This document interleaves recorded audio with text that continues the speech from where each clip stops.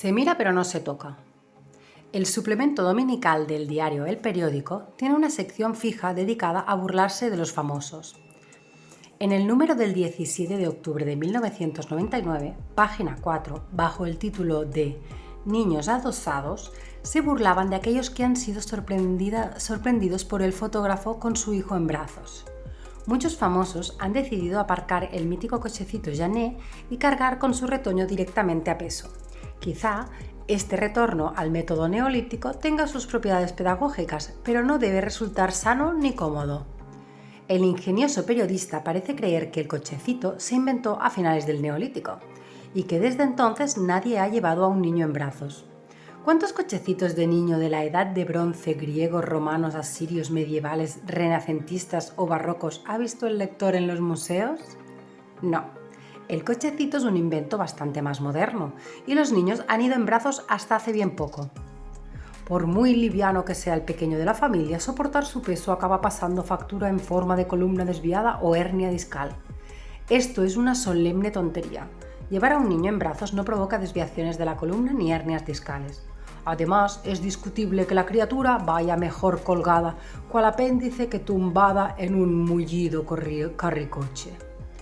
Puede discutirlo si quiere, pero el niño que llora a lágrima viva en el cochecito y se calma al instante al tomarlo en brazos parece tener bien claro dónde va mejor. Cabalgar a ritmo de los pasos de papá o mamá puede resultar estimulante, pero cansa. Estaría dispuesto a admitir que el padre se cansa de llevar en brazos a su hijo, sobre todo si está gordito. Pero ¿cómo puede pensar que el que se cansa es el hijo?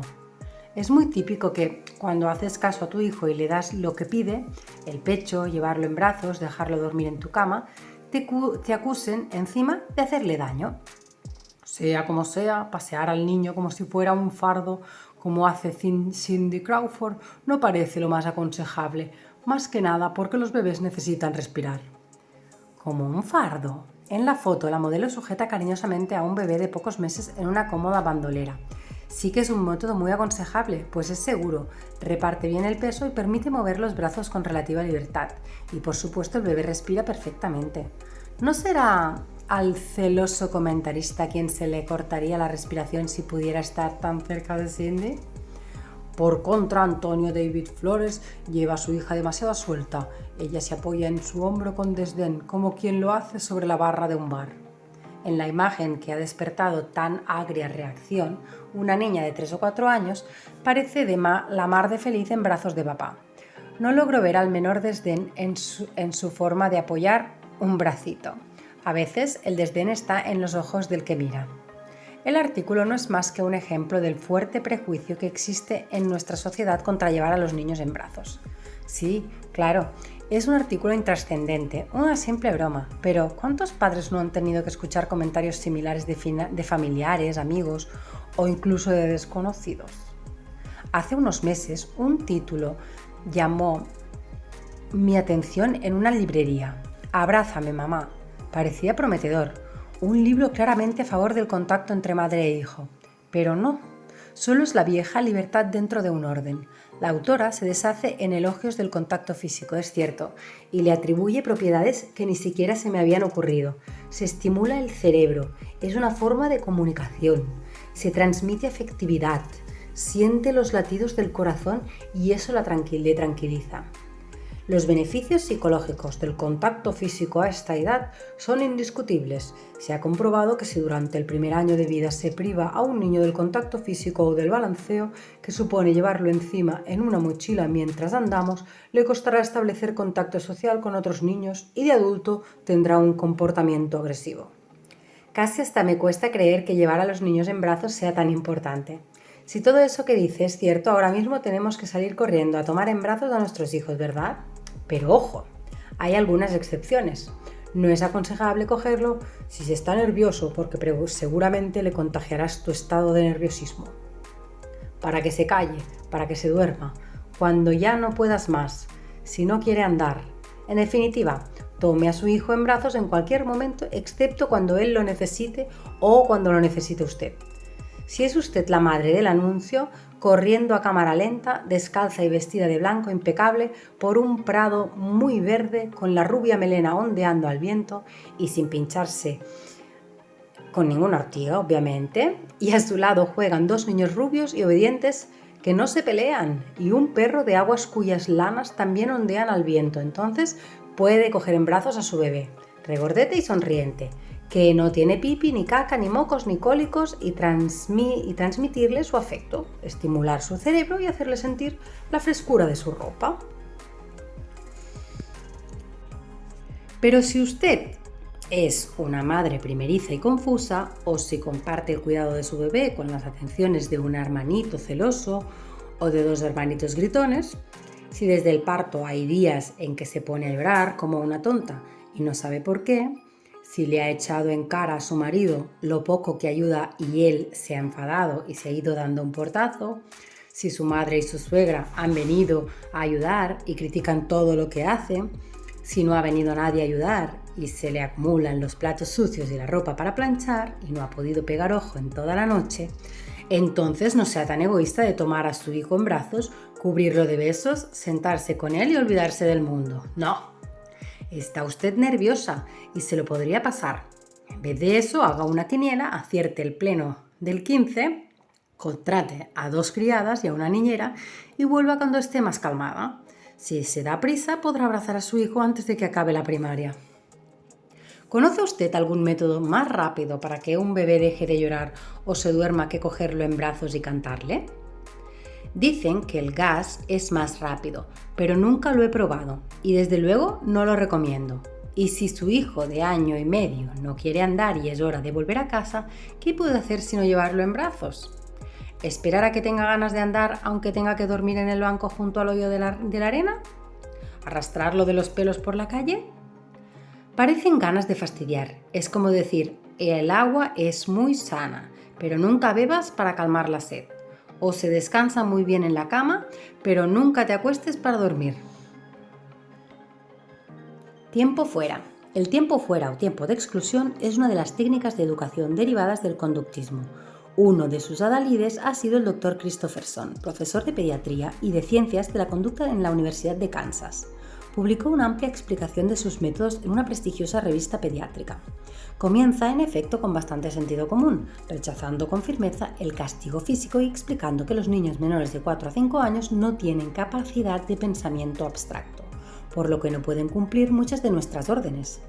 También advierte que los niños aprenden por repetición y que al hacer muchas veces una cosa mal, no nos están desobedeciendo o desafiando, sino solo practicando. Sostiene que el método del tiempo de exclusión funciona mucho mejor que azotar, gritar y amenazar a los niños, lo que probablemente también deba ser cierto. Pero al llegar a la descripción detallada del método, uno se pregunta dónde ha quedado el sentido común. Estamos hablando de niños de 8 meses a 12 años que han hecho cosas tales como berrinches, golpear u otros actos agresivos, no seguir las indicaciones que se les dan, brincar en los muebles e interrumpir. El procedimiento, según explica el autor, es el siguiente. Paso 1. Enseguida de la conducta inadecuada, decir al niño, no debes, no. Debe decirse esto en forma calmada, sin levantar la voz, hablar con ira o regañar. Llevarlo al corralito sin decir ninguna otra palabra y con una expresión facial tal que no se confunda con afecto. Paso número 2. Después de que la criatura se encuentre en el sitio que se le ha asignado, no decirle una palabra, no mirarle y no hablarle. Cuando ha dejado de llorar y se ha relajado, volver al sitio, recogerlo sin decirle una palabra y ponerlo en el piso cerca de sus juguetes. No darle reprimendas ni mencionarle lo que hizo mal. No se necesita darle todo un sermón y debe tratarse de no parecer iracundo. Si el niño comienza a llorar cuando el padre camina hacia él o lo levanta, volver a ponerlo en el corral y reiniciar la maniobra. Paso 3. Después de cada exclusión, el niño debe iniciar un periodo de reconstrucción. No habrá explicaciones ni regaños, amenazas o reprimendas. En la primera oportunidad, buscar y premiar los comportamientos positivos. El niño puede ser castigado en cualquier momento, sin previo aviso, durante un tiempo ilimitado, por un ser todopoderoso que no explica nada y finge no estar enfadado. El acusado no puede decir nada en su descargo, pues la decisión es irrevocable. Para poner término al castigo, lo único que puede hacer el niño es dejar de llorar. No sirve de nada prometer que no lo hará más si lo promete llorando. No basta con cumplir un tiempo determinado. Un asesino condenado a 18 años saldrá de la cárcel a los 18 años, tanto si llora como si no, tanto si se arrepiente como si no, tanto si pide perdón como si no. Pero un niño puesto en exclusión puede permanecer indefinidamente si sigue llorando. Por fortuna, los padres suelen tener más sentido común que los expertos y si el niño no calla en un tiempo prudencial, acaban sacándolo. Lo que se exige del niño es que reprima sus sentimientos y que deje de llorar precisamente cuanto más deseos y más motivos tiene para hacerlo. Que finja, que mienta y se mienta a sí mismo, que renuncie a su propia personalidad para convertirse en un autómata al servicio de los deseos de los adultos. Es difícil concebir un método más inhumano. ¿Por qué no se le habla con ira ni se le regaña para demostrar superioridad? Se trata de no rebajarse al nivel del niño, de mostrarse ante él con la seguridad y el aplomo de un Dios encarnado. ¿Por qué no se le habla con ira ni se le regaña? Para demostrar superioridad. Se trata de no rebajarse al nivel del niño, de mostrarse ante él con la seguridad y el aplomo de un Dios encarnado. ¿Por qué esa insistencia en no hablarle ni mirarle? Hablando se entiende la gente, y para el conductista es fundamental que padre e hijo no se entiendan. Si hablan, es posible la argumentación, la defensa, la súplica o la impugnación. Y se corre el riesgo de que el proceso se vea contaminado por algo de racionalidad. La capacidad de hablar distingue al hombre del animal, y Skinner, no lo olvidemos, investiga con ratas. Si el padre mira al niño, puede ver su sufrimiento, puede sentir compasión, puede establecerse en un contacto visual. Todo esto es peligroso para el éxito del método, que por principio ha de ser distante, impersonal, irracional e inmisericorde. ¿Por qué una expresión facial que no pueda confundirse con afecto? ¿Por qué coger al niño en brazos para llevarle al corralito es el punto débil del método? En ambientes en que coger en brazos está firmemente prohibido porque los niños se malcrían, el pobre infeliz podría tener la impresión de que le estamos tratando con cariño. Podría llegar a portarse mal a propósito para que así le toquen y le hablen. Dentro de ciertos límites, a los niños les duele más la indiferencia de sus padres que los gritos y los golpes. Lo que aparentemente es un progreso, una humanización, usar la indiferencia en vez de los gritos y sermones, no es más que un retroceso hacia una forma más refinada de tortura. La indiferencia, como las descargas eléctricas, es una tortura ideal. Duele más que los golpes, pero no deja marcas físicas. ¿Por qué durante el tiempo de exclusión no se le ha de mencionar al niño lo que ha hecho mal? ¿No sería más efectivo el método con un refuerzo verbal? No vuelvas a tocar el gas, no pegues a tu hermanito. Claro que no. Dar explicaciones solo lleva a debilitar el efecto. El acusado podría negar los hechos o incluso, supremo desafío, negar la validez de la norma.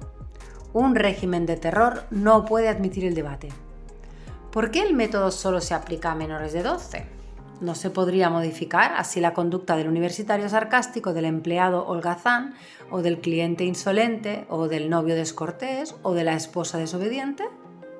No, y por 3 motivos. El primero, un niño mayor de 12 años pesa demasiado para cogerlo en brazos y meterlo en un corralito. El segundo, no va a quedarse en silencio cuando le traten con tan manifiesta indignidad. Y el tercero, y quizás principal, es la vergüenza ajena. La sola idea de someter a estas vejaciones a un adolescente o a un adulto produciría incredulidad, risa o consternación. Pero parece tan normal tratar así a un niño. Por cierto, amable lectora, ¿le ha molestado en el párrafo anterior la expresión esposa desobediente? Escuece, ¿verdad? Eso se llama ahora lenguaje sexista, que es el peor tipo de lenguaje políticamente incorrecto. ¿Por qué entonces sí que está permitido decir hijo desobediente? Algunos de los lectores habrán tenido una sensación de déjà vu al leer las explicaciones del tiempo de exclusión, donde habían leído antes algo parecido. Tal vez aquí. No puede irse, usted está detenido. Así parece, dijo K. ¿Y por qué?, preguntó a continuación. No estamos autorizados a decírselo. Regrese a su habitación y espere allí. Usted está detenido. Pero, ¿cómo puedo estar detenido y de esta manera? Ya empieza usted de nuevo, dijo el vigilante, e introdujo un trozo de pan en el tarro de la miel. No responderemos a ese tipo de preguntas. Pues debería responderlas. Aquí están mis documentos. Muéstreme ahora los suyos y ante todo la orden de detención. Cielo santo, dijo el vigilante, que no se pueda adaptar a su situación y que parezca querer dedicarse a irritarnos inútilmente. Son párrafos de El proceso de Kafka. Sí, el método del tiempo de exclusión es kafkiano, en el más estricto sentido de la palabra. ¿Es también efectivo? Casi todos los métodos que criticamos en este libro los son efectivos para lograr su propósito. Un niño sumiso, obediente, que no moleste. El problema es si compartimos o no ese objetivo. Si la obediencia ciega y el silencio respetuoso son las cualidades que más ansiamos desarrollar en nuestros hijos. Pero no efectivo al 100%, ciertamente. Y el mismo Christoffersen lo confiesa inadvertida e ingenuamente al explicarnos las normas escritas que se entregan a los padres de los niños menores de 18 meses en las guarderías del área metropolitana de Kansas. Hay varios puntos muy positivos en estas normas. El personal tiene prohibido abofetear o gritar a los niños. ¡Qué de vueltas da el mundo! Aquí tenemos al adalid del tiempo de exclusión convertido en uno de los que el Dr. Green llamaría activistas anticastigo corporal. Pero la verdadera disciplina empieza ahora. Si el niño tiene una conducta inaceptable, la persona más cercana del personal hará un breve enunciado verbal. No, lo levantará y con firmeza pero sin violencia lo llevará al corralito y con delicadeza lo colocará en este. Tan pronto como la criatura se haya relajado y se encuentre tranquila, cualquier persona del equipo lo sacará de ahí y lo llevará a un área apropiada de nuevo. Si la conducta inadecuada pone en riesgo a otros niños y no desaparece con la exclusión, tendrá que salir del centro y se solicitará a los padres que lo coloquen en otro sitio. El resultado no puede ser más brillante. La atmósfera de la guardería mejora impresionantemente después que uno o dos de los niños de problemáticos han mejorado su conducta o han salido. Al pensar en conductas que ponen en riesgo a otros niños, uno piensa en adolescentes que toman prestado el fusil de asalto de papá y se ponen a disparar en el patio del instituto. Pero si reflexionamos sobre la capacidad de agresión de un niño menor de 18 meses en un recinto cerrado y bajo supervisión de adultos, hemos de concluir que el riesgo que sufren los otros niños es el que les quiten el chupete o les empujen y les hagan caer de culo sobre un acolchado pañal. Fracasados todos los intentos para tratar tan graves problemas, los sabios conductistas de Kansas se han visto obligados a expulsar a bebés forjaditos de las guarderías. ¿Ingresarán a guarderías reformatorio o se unirán a peligrosas pandillas callejeras de bebés delincuentes? ¿Se imaginan qué carrera criminal puede esperar a un niño expulsado por mala conducta a los 14 meses? No es broma, por desgracia. ¿Qué concepto guardan de su propio hijo unos padres a los que anuncian su expulsión por conducta inadecuada e intratable? Mire, señora, no nos queda más remedio que expulsar a su hijo de 14 meses. Presenta una conducta agresiva que pone en peligro a los otros niños y los mejores tratamientos de la moderna psicología han sido inútiles en su caso. No podemos hacer nada más para ayudarla. Cómprese un revólver y que Dios la proteja. ¿Qué les dirán en la próxima guardería o escuela a la que lleven a su hijo? Dice aquí que fue expulsado de la guardería Pulgarcito. ¿Cuál fue el motivo? Si esto es lo mejor que puede hacer el sistema para ayudar a los bebés con problemas, ¿qué medidas disciplinarias adoptarán con niños de 5, 7 o 13 años? Expulsar de la guardería a un niño de 14 meses porque se es incapaz de soportar o controlar su conducta es una trágica confesión de incompetencia. Otros, sin tantos títulos universitarios, han dedicado más tiempo a mirar a los niños y a hablar con ellos. Recuerdo, por ejemplo, que en la guardería de nuestro primer hijo había un niño que mordía a los otros. Hay que tener mucha paciencia, decía Estela y Gloria. Son excelentes puericulturas. Tiene problemas en casa, pero en cariño y paciencia dejará de morder. Y dejó de morder, por supuesto. Para acabar de demostrar las excelencias de su método, Christoffersen no puede resistirse a dar una nota humana. Muchos niños que han sido criados con este método colocan a sus muñecas y a sus amigos en la misma situación cuando se portan mal. También se ha observado que los niños que reciben palmadas de sus padres hacen lo mismo con sus muñecas y amigos. y los que están constantemente recibiendo reprimendas verbales hacen lo mismo con sus muñecas y amigos. No tengamos miedo en continuar la frase. Y los que son tratados constantemente con cariño y respeto hacen lo mismo con sus muñecas y amigos. Es triste que alguien pueda pasar tan cerca de la verdad sin verla. En efecto, los niños pequeños no pegan a otros porque no les han educado, sino porque les han educado con bofetadas. Y la solución no es el método de exclusión, pues con ella se consigue que el niño deje de pegar, pero no que trate a sus amigos con cariño, sino solo que los excluya. La estimulación precoz. Hay excelentes profesionales dedicados a la atención de niños con deficiencias y no dudo que la estimulación precoz pueda ser muy útil en estos casos. Lo que incluyo aquí como mito es la estimulación precoz de niños sanos con el propósito de convertirlos en genios. Puede ser un mito bastante inocente si conduce simplemente a que los padres dediquen más tiempo a su hijo, jueguen con él, le enseñen canciones y le cuenten cuentos. Desde luego que todo eso es bueno para los niños. Pero el fin, aumentar la inteligencia, podría hacer injustos los medios. Admitamos, por ejemplo, que los niños aprenden antes a hablar si sus padres juegan con ellos y les cuentan cuentos. ¿Constará eso en su currículum? ¿A qué edad empezó usted a hablar? Dijo papá a los 11 meses y a los 18 meses dominaba 85 palabras. ¡Magnífico! El empleo es suyo. Es obvio que no basta con mostrar una ligera diferencia a los 2 años, sino que esa diferencia debe mantenerse a los 25 para decir que realmente hubo un efecto. Y si hubiera tal efecto a largo plazo, ¿cuál fue exactamente la clave del éxito? ¿Fueron los juegos, los cuentos o las canciones? ¿Estimulan más los 5 lobitos o el escondite? ¿O será que esos padres también llevaron a sus hijos a mejores colegios o les ayudaron más con sus estudios cuando tenían los 12 años? ¿No será que los padres que dedican más atención a sus hijos del primer año se la dedican también el resto de su vida? Jueguen con su hijo para disfrutar de esa época. Me parece un buen consejo para los nuevos padres. No parece prudente cambiarlo por estimulen a su hijo para que sea más inteligente, ¿verdad?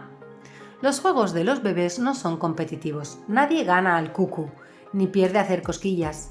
Pero en la estimulación sí que es posible perder porque había un objetivo, la inteligencia. Los padres juegan para reírse y para disfrutar viendo cómo se ríen sus hijos, pero la estimulación puede convertirse en una obligación para unos y otros, y los padres pueden creerse con derecho a recibir algo a cambio de sus esfuerzos. Que te estés callada, te digo. No interrumpas cuando te cuento un cuento. ¿Cómo que qué es un palacio? Ya te expliqué ayer lo que es un palacio. A ver si te fijas un poco más. Lo que los padres dan a su hijo cuando juegan no son conocimientos ni técnicas de estudio, sino la maravillosa sensación de sentirse amado, respetado e importante. Uno de los mayores peligros de este mito es la extendida creencia de que los padres no saben estimular adecuadamente a los niños y que este papel corresponde a los profesionales de la pedagogía.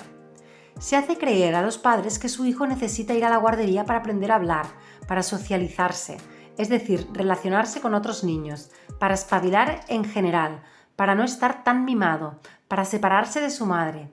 Para eso sí que sirve la guardería, para separarse de su madre, por desgracia. No es cierto, ir a la guardería no es mejor que estar en casa con la familia. Hace una década, Susan Dilks revisó en profundidad los estudios científicos que comparaban a los niños que iban a la guardería con los que se quedaban con sus padres. La asistencia a la guardería se asocia con un vínculo afectivo menos seguro con los padres. En cuanto a la socialización, los datos eran conflictivos, más sociales en algunos estudios, pero también más agresivos en otros. Los resultados eran mejores en guarderías de alta calidad. En el aprendizaje o la inteligencia no habría diferencia entre niños que iban a la guardería o que se quedaban en casa, excepto para los niños de comunidades desfavorecidas, que mejoraban algo si asistían a guarderías de alta calidad, dependientes de departamentos universitarios de pedagogía. La ventaja en el aprendizaje desaparecía a menos que se mantuviese una ayuda especial durante toda la escolarización. No se comenta nada sobre los niños de familias maravillosas, como la familia de usted, querido lector, que acuden a guarderías de baja calidad. En conclusión, si el niño recibe un trato adecuado en su casa, acudir a una guardería no le favorece ninguna ventaja. Desde luego, miles de familias necesitan por motivos económicos llevar a sus hijos a una guardería. Mientras seguimos luchando por prolongar la licencia de maternidad y equipararla a la de los países socialmente más avanzados, Es bueno saber que un niño puede desarrollarse más o menos igual de bien en una guardería de alta calidad. ¿Y cómo se distinguen esas guarderías de alta calidad de las que tanto hablamos? DILCS ofrece una serie de criterios generales, por ejemplo, en cuanto al número de niños por cuidador. Máximo 4 niños de menos de 18 meses, o 5 niños de entre 18 y 30 meses, u 8 niños de entre 3 y 5 años de edad. ¿Cuántos niños por señorita hay en la guardería de su hijo? La legislación española permite 8 niños de menos de un año por cuidador. ¿Cree usted que es posible cuidar a 8 bebés a la vez? Si tuviera usted octillizos o simplemente cuatrillizos, ¿se sentiría capaz de cuidarlos durante todo el día sin ayuda de nadie? Solo en cambiar pañales y dar comida se te va todo el tiempo. Es imposible hacer nada más con los niños. ¿Dónde queda la famosa estimulación precoz? ¿Dónde queda simplemente el cariño? ¿Quién cree usted que toma a su hijo en brazos cuando llora o que juega con él? ¿Cómo puede extrañarle que luego por la tarde pida abrazos y mimos a todas horas? El problema es que el cuidado de los niños se ha diseñado con criterios puramente económicos. El proceso no ha sido los niños necesitan esto y lo otro, eso cuesta tanto dinero, vamos a ver de dónde lo sacamos, sino justo al revés, tenemos tanto dinero, vamos a ver qué podemos conseguir con esto. Y la cantidad de dinero es, por definición, muy pequeña, pues la madre no puede gastar en el cuidado de su hijo más que una parte de lo que gana con su trabajo, y en general las mujeres tienen empleos peor pagados que los varones. Así, todo nuestro sistema educativo está cabeza abajo. Cuanto menor es la edad del alumno, menos calificaciones y experiencias se exigen al maestro y menos se le paga. Tendría que ser justo al revés. Las cuidadoras de una guardería deberían estar mejor cualificadas y mejor pagadas que los profesores de universidad, porque un bebé puede sufrir mucho con una mala cuidadora, pero un joven de 20 años puede pasar olímpicamente de una mala profesora de física. Habitualmente la hora de cuidar niños en casa, canguro, se paga menos que la hora de fregar pisos. ¿Qué es más importante, que su hijo esté bien atendido o que su suelo quede brillante? Al estar tan mal pagado, el cuidado de los niños ha quedado desprestigiado. Cuando una madre hace el enorme esfuerzo económico de dejar de trabajar durante unos meses para cuidar a su bebé, encima le dicen qué suerte, tú que puedes, o qué bien, ahora todo el día sin hacer nada, o incluso te vas a quedar estancada, no puedes renunciar a tu carrera. Hace tiempo leí el comentario de una madre que, harta de escuchar críticas, había decidido sustituir el ahora no trabajo por estoy en un proyecto piloto de psicología aplicada. Estamos estudiando el efecto de la atención continua personalizada sobre el desarrollo psicoafectivo del lactante. Parece tan complicado que nadie se atrevía a pedir más detalles, y así no se enteraban de que la investigadora era ella, el sujeto de estudio era su hijo, el centro de investigación era su casa y no le pagaban por el trabajo. El tiempo de calidad. Muchas familias sienten claramente que la guardería no es una solución óptima, que recurren a ella forzados por la necesidad, en vez de ir a la raíz del problema y crear las condiciones sociales y económicas para que cada familia pueda escoger libremente. Muchos han optado por huir hacia adelante, cantar las excelencias de la guardería y asegurar a las madres que no existe ningún problema. Se asegura a las madres que, aunque estén separadas de sus hijos 8 horas al día, que fácilmente se convierten en 10 con el transporte, podrán cuidarle exactamente igual, porque lo importante no es la cantidad sino la calidad. Y en 2 horas de tiempo de calidad podrán hacer lo mismo que otras madres en 10 o 12 horas. Confieso que la idea me parecía más o menos aceptable hasta que tuve que vivirlo en propia carne. Cuando pedí excedencia como pediatra para poder dedicar más tiempo al cuidado de mis hijos, renuncias a un trabajo, a un sueldo, a las expectativas de promoción y ascenso, al reconocimiento social de una profesión. Como las guarderías están ampliamente subvencionadas, tu familia con un solo sueldo tiene que ayudar con sus impuestos a pagar la guardería de las familias con 2 sueldos.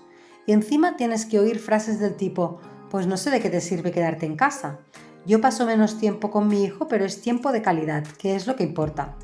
¿Y qué dice? ¿Que mi tiempo no es de calidad? A igualdad de calidad, mis hijos y yo tenemos más tiempo. Tendríamos que convencer de esto a nuestros jefes. A partir de ahora, vendré solo 2 horas al día a trabajar, pero como será tiempo de calidad, haré lo mismo que otros en 8 horas y cobraré lo mismo. ¿A qué no cuela? En cualquier trabajo o en cualquier actividad, desde poner ladrillos hasta tocar el piano, solo se puede conseguir el éxito a base de echarle horas. ¿Por qué pretenden hacernos creer que cuidar a nuestros hijos es precisamente la única actividad humana en que el tiempo se hace elástico? Y aunque os parezca mentira, chicos, se está acabando el libro. Nos queda el epílogo, que lo voy a dejar aparte solo simplemente para no terminarlo hoy. Hasta la próxima, no os perdáis el epílogo.